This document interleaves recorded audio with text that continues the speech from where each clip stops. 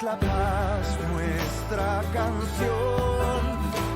Es fuego de puro amor. Es palomo, palomar, olivo del olivar. Es el canto universal, cadena clara triunfar, el derecho de vivir en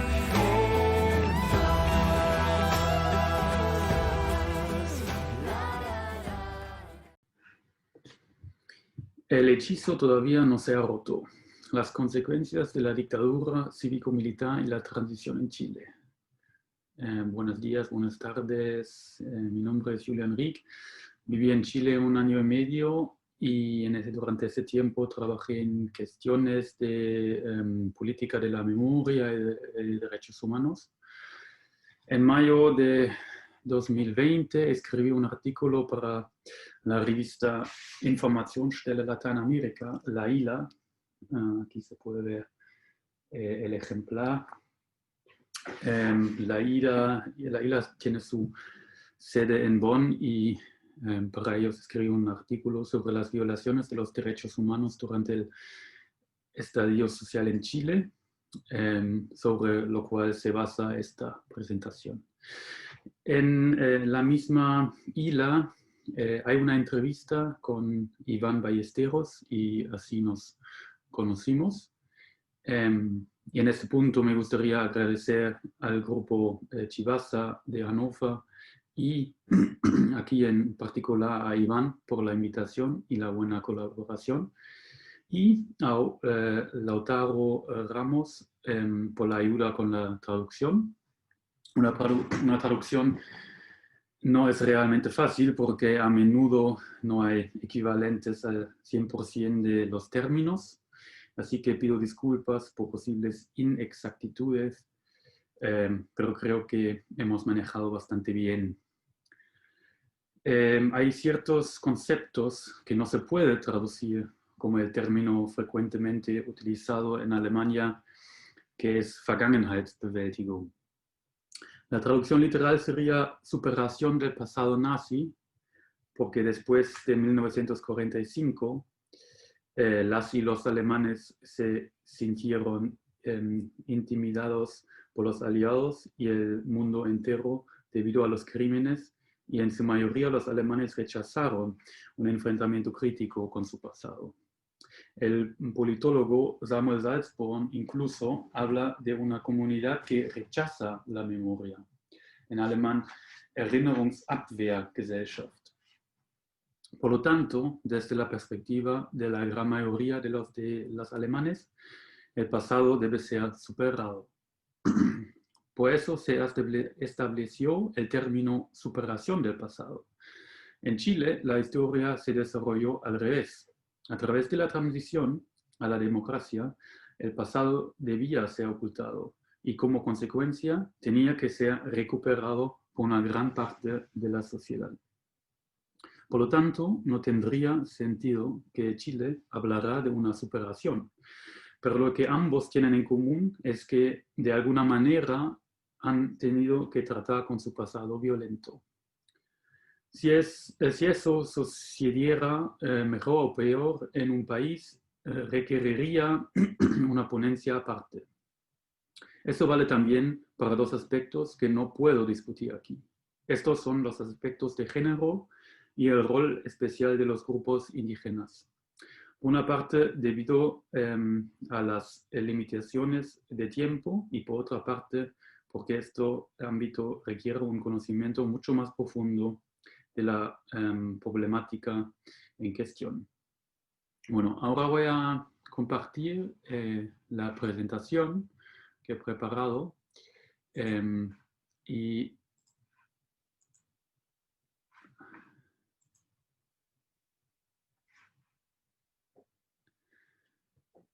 ya empezó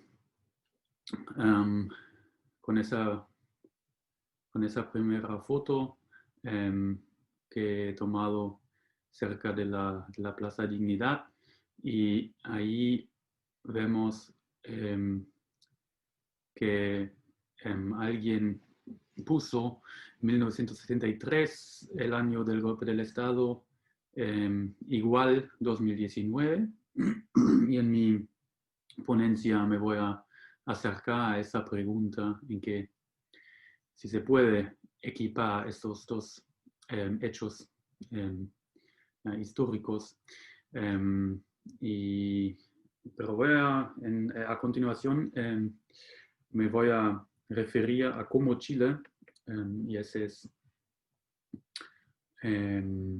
cómo he organizado esa ponencia. A continuación me voy a referir a cómo Chile enfrentó el pasado vivido durante la dictadura cívico-militar, el proceso de transición y los problemas que surgieron a partir de ella.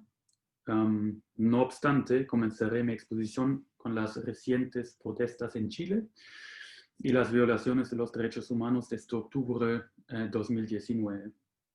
Ya es aquí donde se ponen de manifiesto ciertas deficiencias cuyas causas se originan en el periodo de la transición de la dictadura a la democracia. Bueno, los delitos contra los derechos humanos desde el 18 de octubre de 2019. El Instituto Nacional de Derechos Humanos, INDH, en Santiago, contabilizó 23 muertos y unos 4.000 heridos desde el inicio de las protestas hasta el inicio de la pandemia de COVID-19 y, con ella, el abrupto fin de las protestas a mediados de marzo de este año. Las cifras presentadas no representan ni el número total de casos, sino solo aquellos observados o confirmados por el INDH. Por eso el número total de personas heridas es ciertamente mayor al conocido. Más de la mitad de las lesiones fueron causadas por el uso de armas de fuego utilizadas por las así llamadas fuerzas de seguridad. Alrededor de 1.700 fueron causadas por perdigones de escopetas antidisturbios. Las fuerzas de seguridad explicaron que los perdigones utilizados eran simplemente proyectiles de goma convencionales. Sin embargo, a mediados de noviembre de 2019, la Universidad de Chile pudo demostrar en una investigación que solo el 20% de estas eran de goma y el 80% restante eran de otros materiales prohibidos como el plomo. En los primeros 14 días de las protestas, según las propias declaraciones de los carabineros, se dispararon más de 100.000 proyectiles. Eso corresponde a una media de casi 7.500 por día. La utilización de balas de goma y gas lacrimógeno dirigidos a los ojos de los manifestantes es cada vez más frecuente y la más usada en todo el mundo. Lo anterior obedece a la fría lógica de que con menos muertes se logra similar efecto de disuasión. En marzo, el Instituto Nacional de Derechos Humanos habría incluido en su informe a 460 personas con lesiones oculares. Algunas quedaron privadas de la visión. El escaso valor que la policía chilena concede a una vida humana se hizo evidente después de que las protestas alcanzaron su punto álgido en la primavera chilena de 2019. Al término de un partido de fútbol de Colo-Colo en enero de 2020, un carro blindado de la policía se dirigió a toda velocidad contra una multitud congregada a las afueras del estadio, atropellando y causando la muerte del hincha Neco en el trayecto. Al finalizar el lockdown, cuando las protestas contra el gobierno de Piñera volvieron a estallar, un carabinero empujó a un joven de 16 años por sobre la baranda del puente Pío IX en las cercanías de la Plaza Dignidad. El joven quedó tendido boca abajo en el agua, gravemente herido, y solo se salvó de morir ahogado gracias a la ayuda de otros manifestantes. Al principio, la policía negó su responsabilidad en los dos incidentes. Sin embargo, después de que se publicaran videos en las redes sociales, se evidenció claramente en ambos casos que el uso de las fuerzas fue completamente desproporcional. Los agentes de la policía responsables fueron puestos en prisión preventiva, al menos por el momento. En el caso del atentado a los hinchas, que causó la muerte de uno de ellos, el conductor del vehículo policial fue puesto en libertad a los pocos días. El otro carabinero, hipotéticamente, va a ser juzgado por el intento de homicidio frustrado y lesiones graves a la integridad física provocadas en la víctima. En este contexto surge la pregunta de por qué la policía ejerció y sigue ejerciendo contra manifestantes no involucrados y menores de edad acciones tan brutales y obviamente intencionadas como desafortunadamente tuvimos que experimentar de nuevo recientemente frente a los hechos en Talcahuano. Una posible explicación de la causa a que obedece este comportamiento radica con su seguridad en la forma como están organizados los cuerpos policiales y las notorias diferencias salariales que existen en el interior de la fuerza policial, las cuales son extremadamente altas. El cuerpo de oficiales de la policía ocupa una posición privilegiada en el contraste con la población en general. Están protegidos por el llamado sistema DIPRECA, la Dirección de Previsiones de Carabineros de Chile, que les permite tener acceso a sus propios y mucho mejor equipados sistemas de salud y de pensiones. Esto hace comprensible que la policía utilice una red de seguridad social para proteger a su personal contra lesiones e invalidez. Pero los privilegios son más allá de un nivel normal de protección en un país con un sistema social catastrófico. Al respecto, ya se ha informado de ello en conferencias anteriores previas a esta. Hay personas, especialmente en las regiones remotas y extremas de Chile, que esperan y necesitan alimentar a sus familias y para lograr buscan un ascenso social en un sistema que les ofrece esta posibilidad si hacen carrera en los cuerpos de policía y del ejército. Una vez que alguien se incorpora a los carabineros, entran en juego conductas y ciertas motivaciones que son cruciales y que desde un análisis sociológico traen como consecuencia la adopción de comportamientos predeterminados. Los miembros de las fuerzas de seguridad deben identificarse de una u otra forma con los objetivos de la institución y del trabajo que realizan. Para ello, frente al estallidos y manifestaciones sociales, los medios de comunicación oficial, la mayor parte controlados por la derecha, han exagerado y aún lo siguen haciendo los casos de saqueos e incendios provocados, que en algunas ocasiones sin duda ocurrieron, pero en varias oportunidades fueron realizados por agentes infiltrados de las agencias de inteligencia y seguridad con el objetivo de demostrar y convencer a la opinión pública de que Chile estaba a borde de una guerra civil.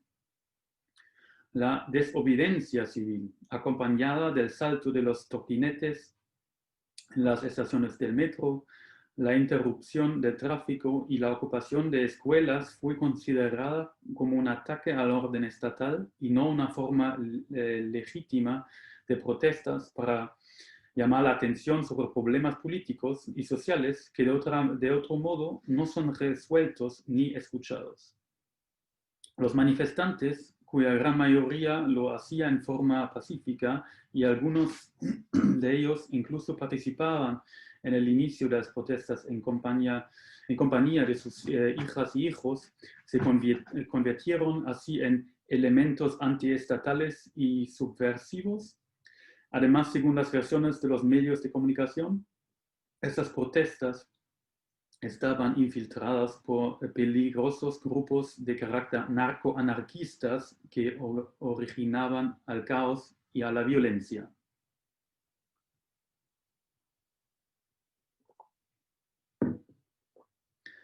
A esto se suma el espíritu corporativo y el ejercicio de las instituciones uniformadas y la estructura fuertemente jerárquica de la policía. Casi inmediatamente después del inicio de las protestas, algunos policías de mayor edad y experiencia solicitaron su retiro anticipado, ya que no estaban dispuestos a participar o apoyar las prácticas y métodos disuasivos que se estaban utilizando.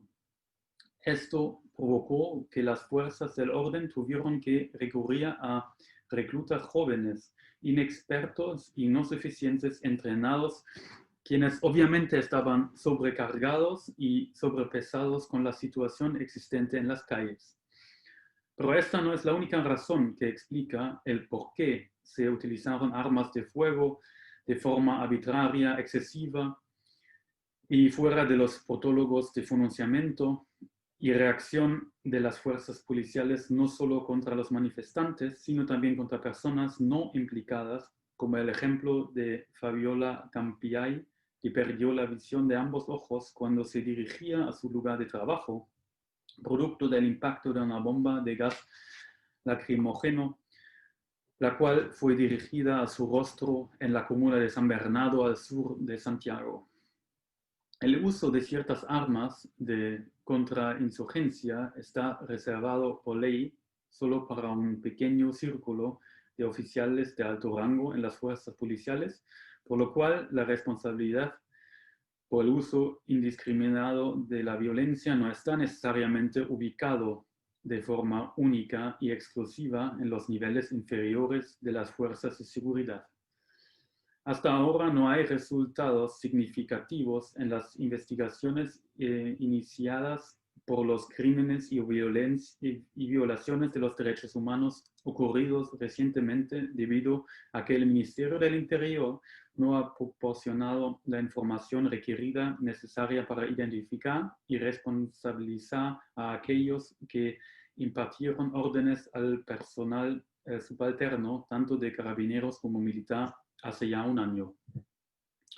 Los tribunales de justicia tampoco han recogido las declaraciones del presidente Piñera, de su primo y exministro del Interior Andrés Chadwick y de su sucesor Gonzalo Blumel, quien a las pocas semanas de haber ocupado el cargo también fue destituido, así como tampoco el general en jefe de los carabineros Mario Rosas. Por último, Rosas fue destituido hace poco. Después, carabineros dejaron 2 menores baleados en Talcahuano.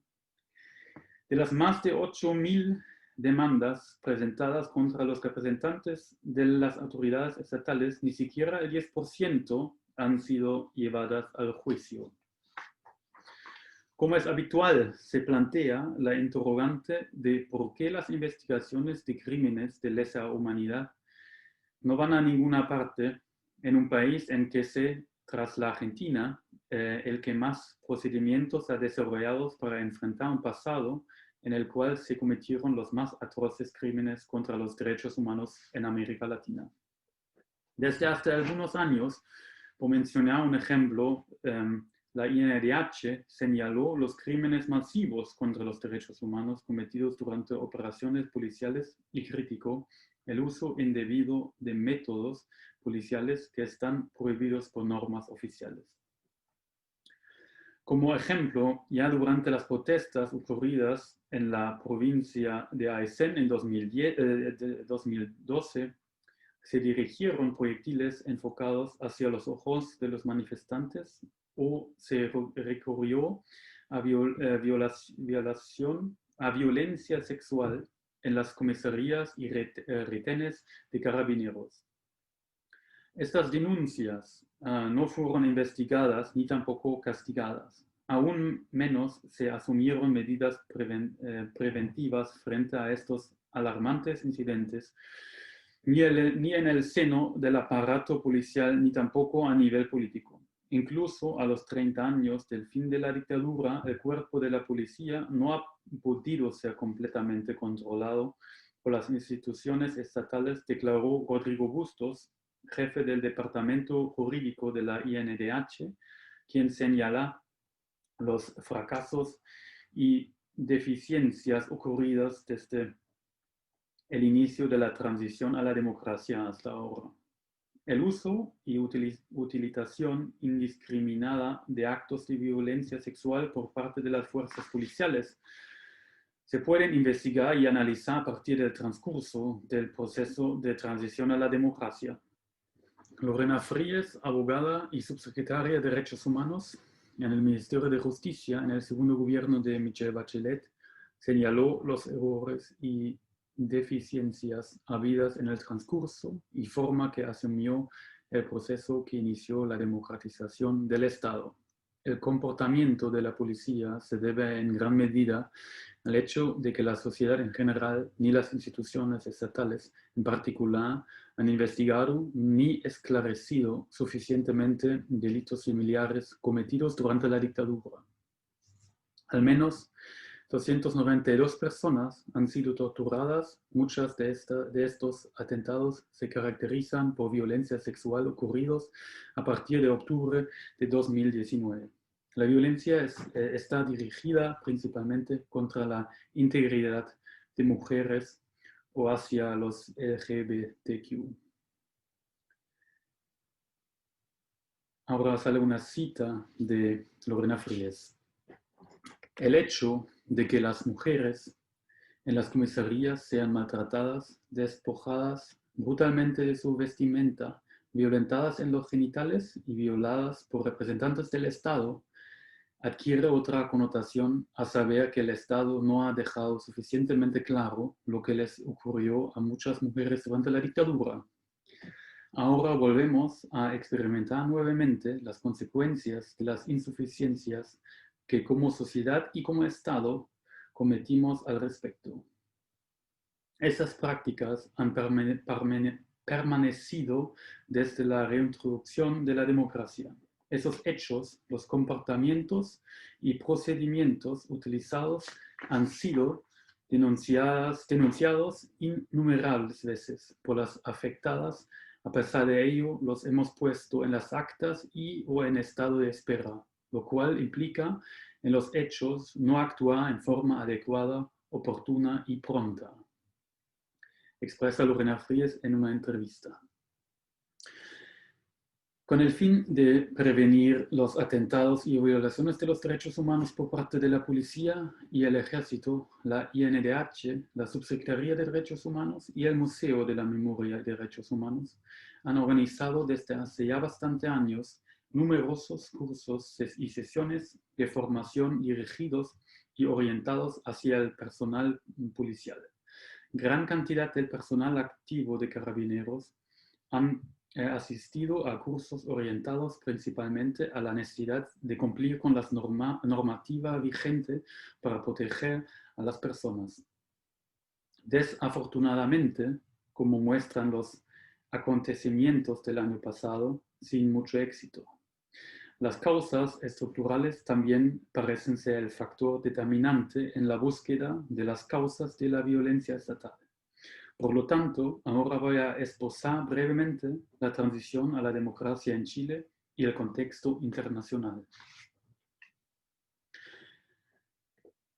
¿Qué significa transición? Transición significa en primera instancia el paso de un sistema político en su gran mayoría dictatorial a otro sistema, normalmente de carácter democrático. Detenerse en esta definición, sin embargo, no logra describir a la cabalidad el proceso real o marco donde esta ocurre. Generalmente se habla de 3 siglos de transiciones de sistemas autoritarios a la democracia. El periodo que va desde las revoluciones norteamericana y francesa en el siglo XVIII hasta la Primera Guerra Mundial, se describe como la primera, mientras que las transformaciones ocurridas después de la Segunda Guerra Mundial serían la segunda ola de democratización, cuando las últimas dictaduras europeas ubicadas en la esfera de influencia occidental, Grecia, Portugal y España, fueron superadas a mediados de la década de 1970. España, en particular, fue considerada durante mucho tiempo como un modelo de transformación de los sistemas dictatoriales en América Latina y más tarde en países ubicados en el bloque oriental. En consideración que también es aplicable a Chile.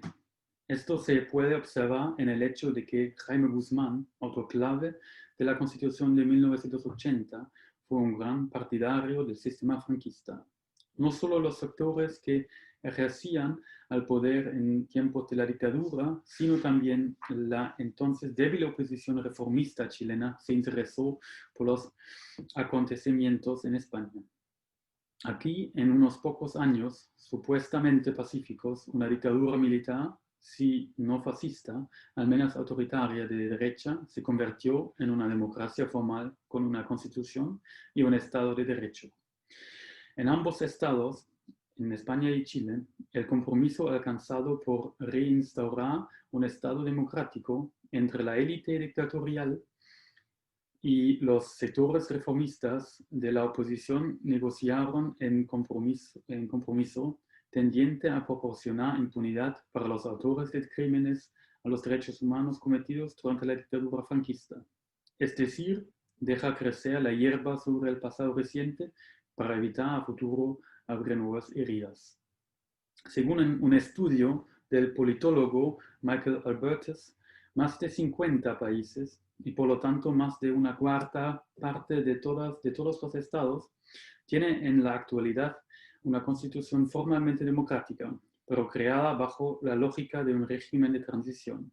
En el caso de Chile, la constitución fue elaborada en 1980 sin la participación de la oposición, a diferencia del caso español, donde redactada inicialmente por los que aún detentaban al poder en el Estado, y esto antes de que se realizaran las reformas constitucionales más importantes en 1989 y 2005. Los actuales opositores al apruebo han argumentado en repetidas ocasiones que la Constitución de 1980 no solo se legitima por su larga duración, sino también por las positivas reformas alcanzadas. Para aclarar los problemas que la transición a la democracia ha traído consigo, examinaré ahora brevemente las medidas adoptadas hasta ahora para hacer frente con el pasado.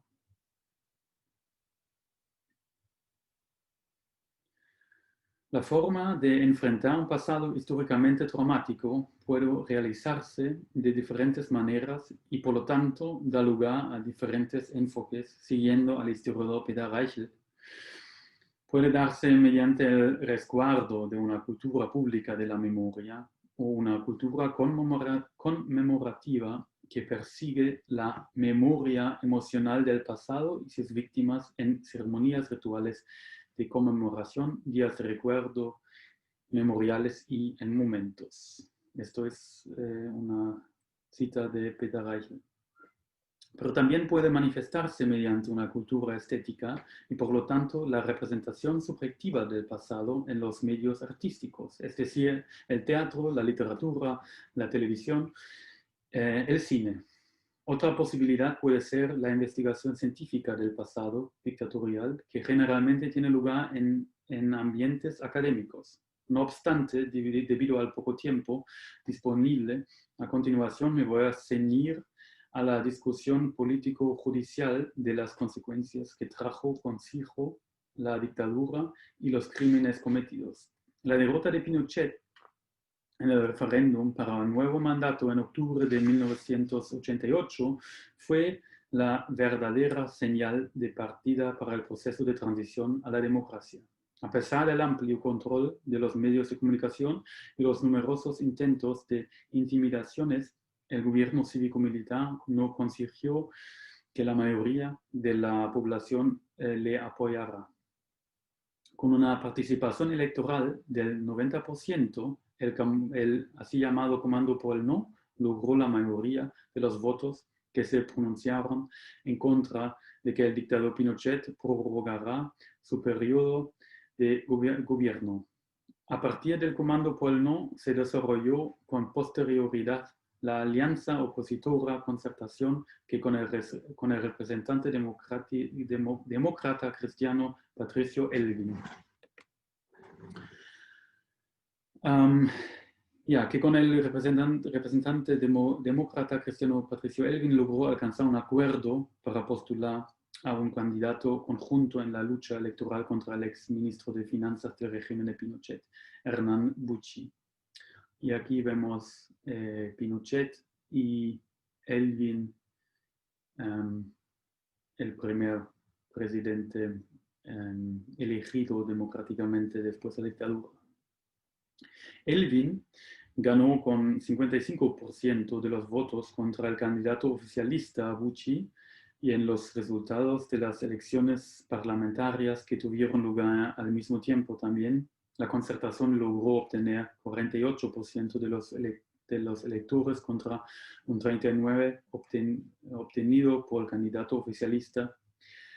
Sin embargo, escribe el historiador Stefan Ruderer, el resultado decisivo que enmarca el proceso de democratización de Chile es el poder de veto que aún mantienen las organizaciones cercanas al régimen dictatorial, incluso después de las elecciones realizadas, debido principalmente al marco estructural predeterminado.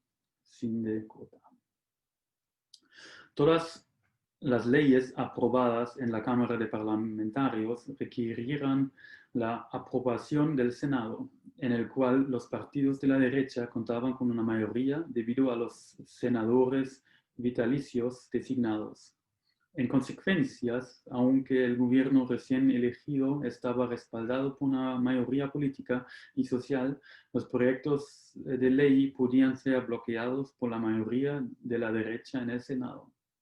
Además, en su último año de mandato, Pinochet había aprobado como medida de precaución para mantener el modelo de desarrollo neoliberal una serie de leyes llamadas leyes de amarre, que garantizaban la continuidad estructural del antiguo régimen, tanto en la economía como en el personal al servicio de las instituciones fundamentales del Estado.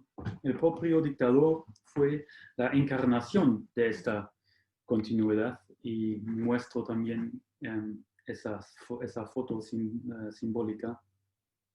El propio dictador fue la encarnación de esa continuidad, ya que inicialmente se convirtió en senador vitalicio y permaneció como comandante en jefe del ejército hasta 1998.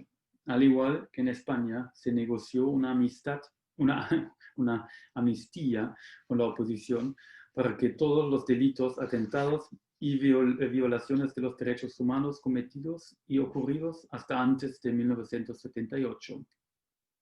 En la práctica, este acuerdo bloqueaba e impedía cualquier posibilidad de llevar al juicio a los autores de delitos. No obstante, aunque los crímenes quedaban impunes, estos tenían que ser documentados por una comisión de la verdad. De esta manera, dijo el experto en traumas Nudraufus, se produjo la paradójica situación para los familiares de que el acceso a la verdad, lo cual habían esperado inicialmente, se comprará al precio de la pérdida de la justicia. Fin de cota.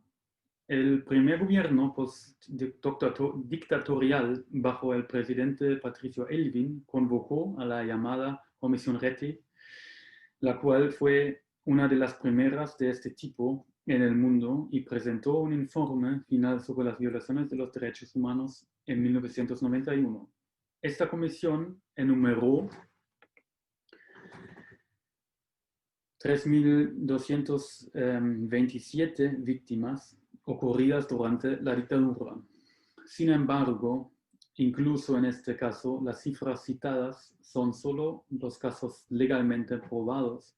Probablemente más que 4.000 personas fueron asesinadas durante la dictadura cívico-militar. Con el fin de establecer una cultura de respeto a los derechos humanos, el informe Rettig recomendó la creación de una serie de instituciones y medidas. Entre las instituciones creadas se encuentran, por ejemplo, el ya mencionado INDH, el Instituto Nacional de Derechos Humanos, y la Unidad Programa de Derechos Humanos, que inicialmente tenía su sede en el Ministerio de Interior y fue absorbida por la Subsecretaría de Derechos Humanos del Ministerio de Justicia durante el segundo gobierno de Michelle Bachelet. En Chile, bajo el régimen de Pinochet, no solo se asesinó, torturó y se hicieron desaparecer a personas por la fuerza, sino que para lograr estos objetivos también se creó una agencia secreta de inteligencia militar, la DINA, que probablemente constituyó el aparato terrorista más eficaz de América Latina. Dicho organismo hizo de la tortura una regla general y la aplicó y llevó a cabo en unos 1.000 lugares clandestinos de reclusión en el país.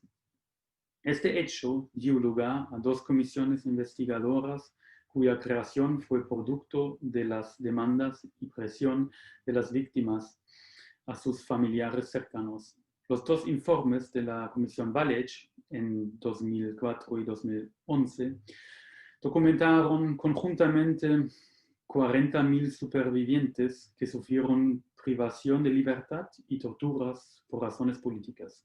Alrededor de 200.000 personas tuvieron que exiliarse, de las cuales unos 7.000 fueron a Alemania, 3.000 a la República Demócrata y 4.000 a la República Federal. En mayo de 1993, el exdictador Pinochet demostró el alcance de su influencia como comandante en jefe del ejército en el desarrollo de la política interior del país. Pinochet se sintió tan fuertemente presionado por las investigaciones de corrupción contra su persona realizada, los llamados Pinocheques, que declaró el estado de emergencia mientras el presidente Elwin se encontraba de viaje en el extranjero. Además, apostó a soldados de élite fuertemente armados frente al Ministerio de Defensa, edificio que está directamente al frente del Palacio Presidencial, para mostrar públicamente el poder ininterrumpido del ejército. El ruido de sables de la vieja élite dictatorial pronto se llamó boinazo por las gorras militares negras de las tropas participantes, como se puede ver en la foto a la izquierda. También aquí se puede establecer un paralelismo con la transición en España y el intento de golpe considerado un fracaso del oficial de la Guardia Civil, Antonio Tejero, que en febrero de 1981 disparó contra el techo del Parlamento y secuestró a sus componentes durante un largo día. La demostración del poder realizada por Pinochet llevó al gobierno de Elwin a renunciar a un enfoque legal más restrictivo a los delitos contra los derechos humanos y a suspender las investigaciones de corrupción contra el exdictador. En España el golpe sirvió también para dar un volantazo en la política territorial y armonizar las comunidades autónomas.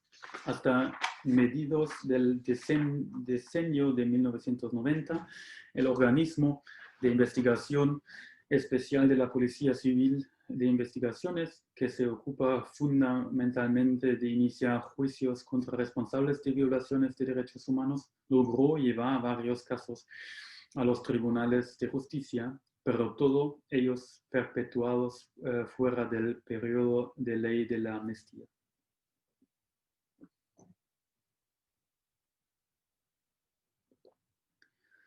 Solo con un resquicio legal se podía romper el clima de impunidad.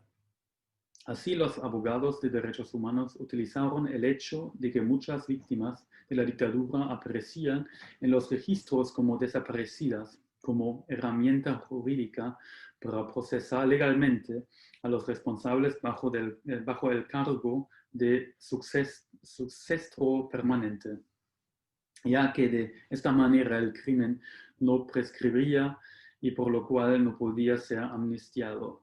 Aunque los jueces del Tribunal Supremo, que estaba ocupado por fieles seguidores de Pinochet, actuó como adversario y a menudo trató de explicar la ley de amnistía. Pese a esta actitud, se lograron los primeros éxitos importantes en la búsqueda de los cuerpos y la investigación de las circunstancias del crimen. Otro importante éxito en la lucha por el enjuiciamiento de los principales responsables fue la detención del ex jefe del Servicio Secreto Manuel Contreras en 1995. Sin embargo, la ejecución efectiva de la sentencia, que ya llevaba 2 años, y la creación de una prisión de lujo en Punto Peuco también muestra la fragilidad del Estado constitucional chileno desde sus inicios.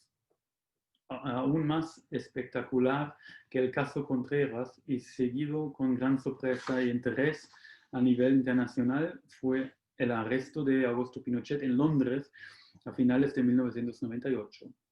Este acontecimiento que atrajo la atención mundial marcó un punto de reflexión en el debate sobre la dictadura. Por primera vez, un juez presentó cargos contra Pinochet y otras personas responsables e involucradas en crímenes cometidos durante el periodo de amnistía. Además, tras el regreso de Pinochet en 2000, se le levantó la inmunidad como senador y a más largo plazo se allanó el camino para una amplia reforma constitucional en el año 2005. Un año más tarde, Michelle Bachelet se convirtió en la primera mujer latinoamericana en ganar las elecciones presidenciales, habiendo sido ella misma víctima directa de la violencia ejercida durante la dictadura, detenida y recluida en el centro de tortura de Villa Grimaldi y posterior exilio. Los homenajes celebrados inmediatamente después del fallecimiento de Pinochet, donde participó y asistió una cantidad considerable de personas, mostró una vez más la fuerza que aún mantenía el apoyo a la dictadura en algunos sectores de la población, y esto aún después de más de 16 años del fin de la dictadura. Esta situación también se refleja en el hecho de que, tras terminar su periodo presidencial, Bachelet fue sucedida en el cargo por Sebastián Piñera en 2010, el primer candidato de la alianza electoral de la derecha en la Moneda, reelegido en 2018. Con esto se hace evidente que no era posible esperar ninguna policía progresista de recuperación de la memoria histórica por parte del gobierno de Piñera. Y fue seguramente también una de las razones por las cuales fue elegido. No obstante, o pese a esto, el actual gobierno utiliza el discurso de derechos humanos de manera simbólica. Por ejemplo, en el 70º aniversario de la Declaración de los Derechos Humanos en 2018, Piñera inauguró una placa en el centro de la Plaza de la Constitución, ubicada frente al Palacio Presidencial, en la cual está grabado el primer artículo de la Declaración Universal de los Derechos Humanos de las Naciones Unidas. Aunque al mismo tiempo recortó el presupuesto de la Secretaría de Derechos Humanos, dejándola fondos insuficientes para adoptar medidas concretas para hacer frente al pasado. De esta forma, la búsqueda estatal de los desaparecidos de la dictadura, el llamado Plan Nacional de Búsqueda, fue interrumpida en 2018. A pesar de la experiencia de Michelle Bachelet como víctima de la dictadura de Pinochet, esto no ha conducido necesariamente a una reelaboración satisfactoria del pasado reciente de Chile durante sus 2 periodos de gobierno. Entre otras críticas, se le acusó de no haber hecho lo suficiente para combatir la discriminación, la criminalización estructural y la persecución de las minorías como los mapuche. También fue criticada en su segundo mandato por no haber cumplido su promesa electoral de cerrar la prisión de lujo para los condenados por crímenes y atentados contra los derechos humanos, internados en Punto Peuco. No obstante, a pesar de las críticas justificadas a las autoridades estatales, Bachelet impulsó la institucionalización de la política de la memoria con la creación del Museo de la Memoria y la transformación de la Unidad Programa de Derechos Humanos a la categoría de Subsecretaría de Estado. Al igual que sus predecesores, heredó los problemas estructurales derivados de la transición. Como resultado, según la crítica razonable de Luis Narváez o Stefan Ruderer, todos los gobiernos de la izquierda después de 1990 aplicaron políticas de derecha con ropajes de izquierda. Esa es una cita de Stefan Ruderer.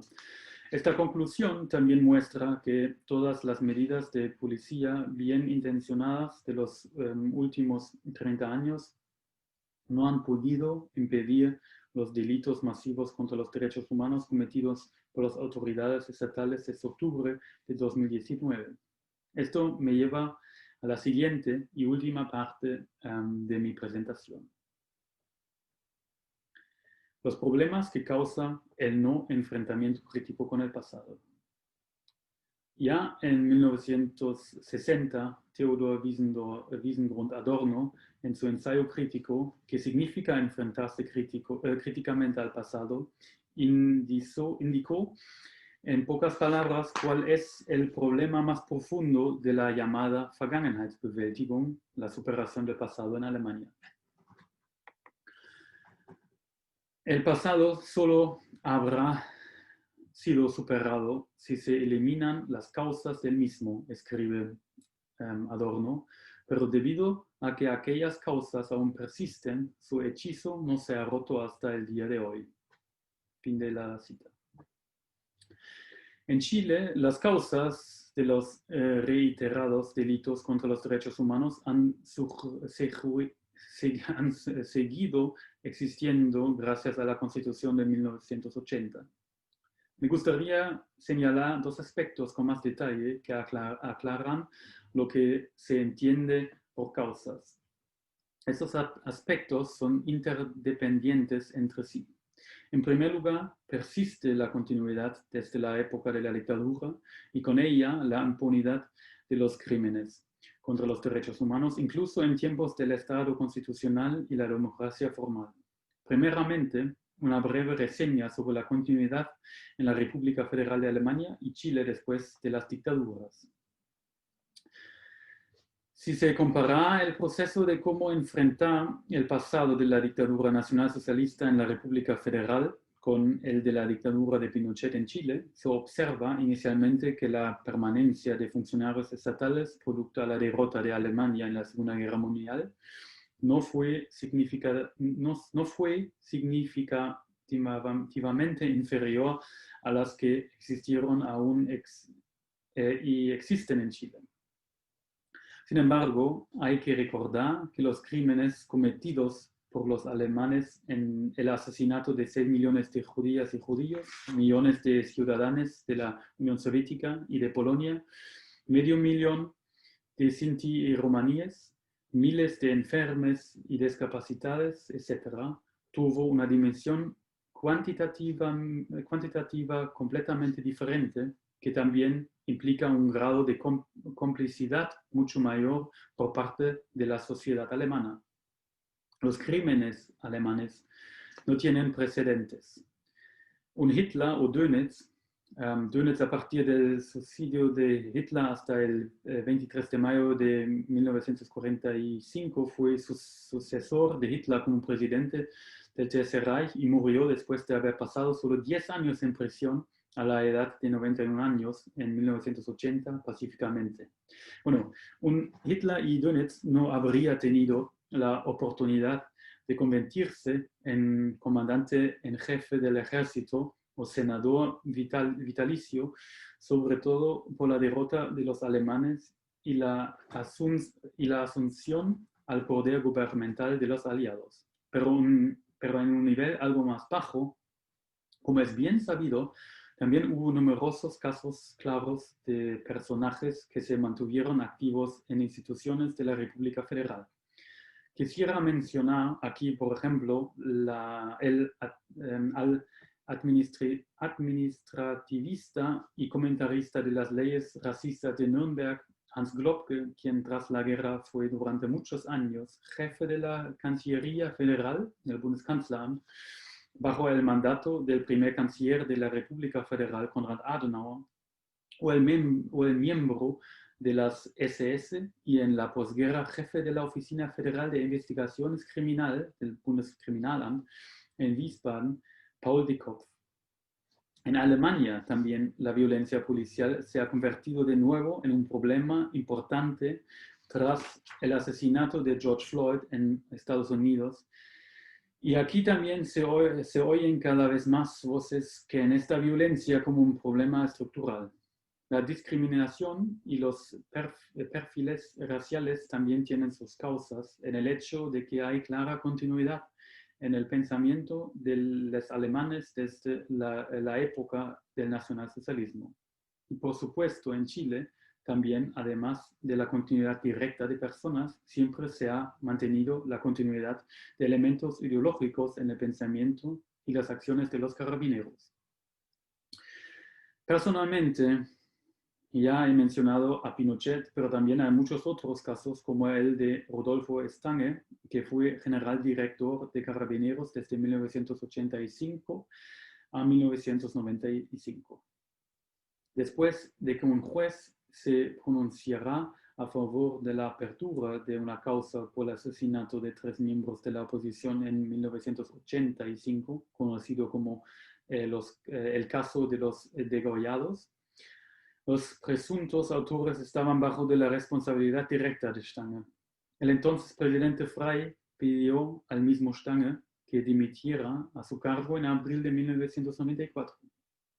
Sin embargo, este se negó a renunciar y permaneció en el cargo durante otros 18 meses. Según una declaración pública de la policía en varios diarios, pudo contar con el apoyo completo, total, ilimitado y leal de la policía. Esa es una cita de esas declaraciones. Otro ejemplo es el de Pedro Espinosa, segundo hombre de la DINA y aún activo en el ejército hasta 1993. En esto fue posible que Pinochet, en el transcurso de su último año de mandato, dispuso la disolución de la CNI, la sucesora de la DINA, pero incorporó a todo el personal y los archivos al ejército. Es obvio que una transición tan fluida tiene enormes efectos en la cohesión social al espíritu de cuerpo dentro de las tropas. Esto se puso de manifiesto en el homenaje que el hijo de Miguel Krasnov le rindió en la escuela militar a su padre, ex agente de la DINA y uno de criminales que ha acumulado la mayor cantidad de años de condenas por su participación, organización de atentados y crímenes cometidos durante la dictadura. En España, el hijo del golpista de 1981, Antonio Tejero, que hemos visto en la foto anterior, también organizó un homenaje a su padre en el cuartel militar. No solo esas claras y positivas expresiones de apoyo a los autores de delitos contra los derechos humanos, sino actualmente también la presencia masiva de policías y militares en las calles han revivido los recuerdos de la dictadura en el pueblo de Chile. Para Raín Gutiérrez, del Museo de la Memoria, las imágenes de la represión, de las detenciones arbitrarias, del uso excesivo de la fuerza, el discurso del gobierno sobre un enemigo interno y el descrédito de los informes internacionales sobre las violaciones de derechos humanos han abierto un oscuro túnel de la memoria que nos ha llevado directamente a 30 años atrás. Fin de la cita. Esto no solo era cierto y efectivo para los testigos presenciales de esa época, sino también para aquellos que no habían experimentado la dictadura de forma consciente y directa. En la investigación de los traumas existe ahora un consenso de que las consecuencias de los procesos de traumatización psicosocial pueden transmitirse a las generaciones futuras. En todo caso, las imágenes de los prisioneros que yacían en el suelo el día del golpe de 1973 están todavía presentes hoy en día y por ello las comparaciones se hicieron rápidamente. Cuando el joven de 16 años, Antoni Araya, flotaba aparentemente inerte en el río Mapocho, se publicaron inmediatamente en las redes sociales las imágenes de los cuerpos de la época de Pinochet encontrados en el río, que de hecho son sorprendentemente similares. Por supuesto, el Estado chileno de hoy no puede equiparse al que existió antes de 1990. Sin embargo, esto tiene su efecto.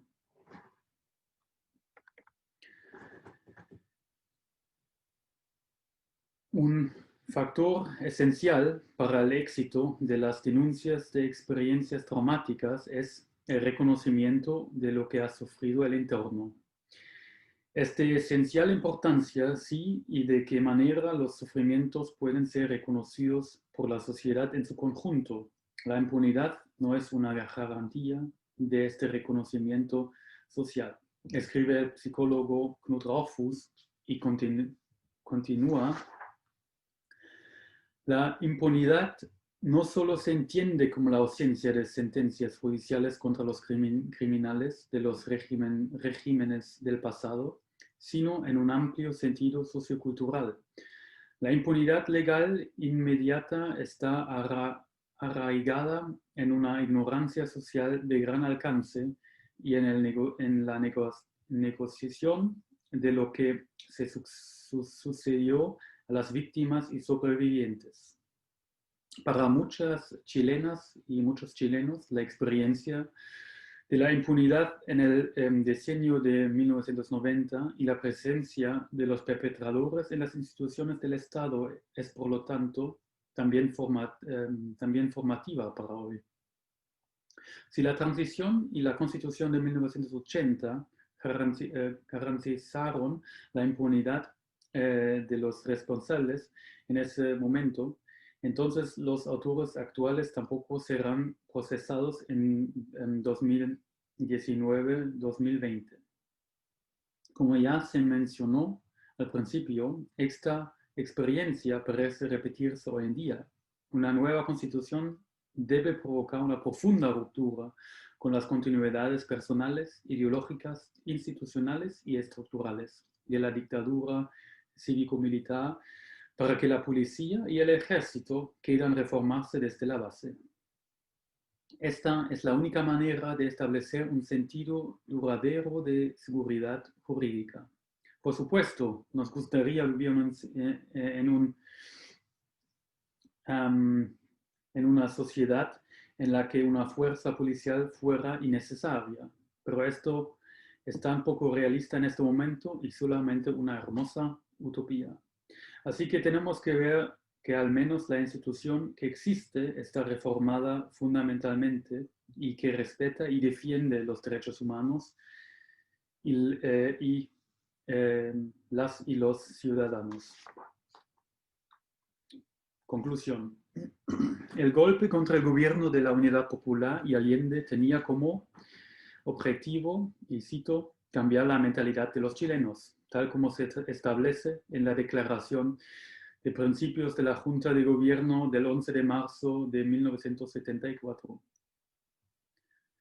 Por lo tanto, debía evitarse para siempre una nueva participación de las organizaciones de izquierda en el gobierno. Cuando la presión interna y externa obligó a la dictadura de Pinochet a implementar reformas, los que estaban en el poder elaboraron un plan para transformar el sistema en una llamada democracia protegida,